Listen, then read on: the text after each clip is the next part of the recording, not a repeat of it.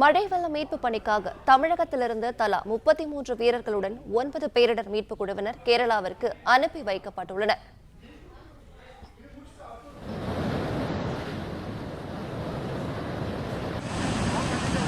கேரளாவில் பெய்து வரும் கனமழையால் பல்வேறு இடங்களில் நிலச்சரிவு ஏற்பட்டு உயிரிழப்புகள் ஏற்பட்டிருக்கிறது.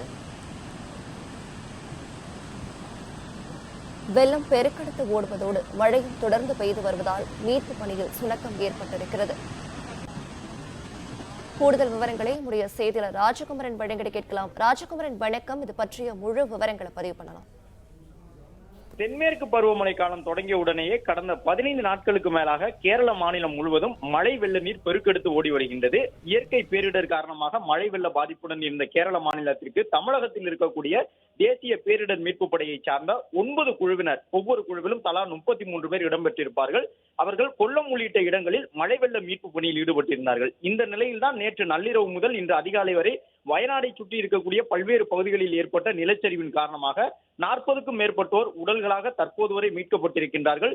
இன்னும் பல நூறு பேர் அந்த விபத்தில் சிக்கி இருக்கலாம் நிலச்சரிவில் என்று அஞ்சப்படக்கூடிய சூழ்நிலையில் ஏற்கனவே அரக்கோணத்தில் இருந்து இன்று காலை முதல் சென்றிருந்த பேரிடர் மீட்பு குழுவின் 2 படைப்பிரிவினர் தற்போது வயநாடு பகுதியில் மீட்பு பணியில் ஈடுபட்டிருக்கின்றார்கள்.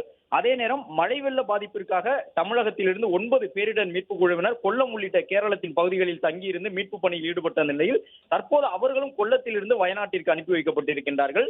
அதன்படி 9 குழுவிலும் தலா 33 வீரர்களுடன் மழை வெள்ள மீட்பு பணியில் ஈடுபட்டிருந்த தமிழகத்தை சார்ந்த தேசிய பேரிடர் மீட்பு குழுவினர் தற்போது வயநாடு பகுதிக்கு விரைந்திருக்கின்றார்கள்.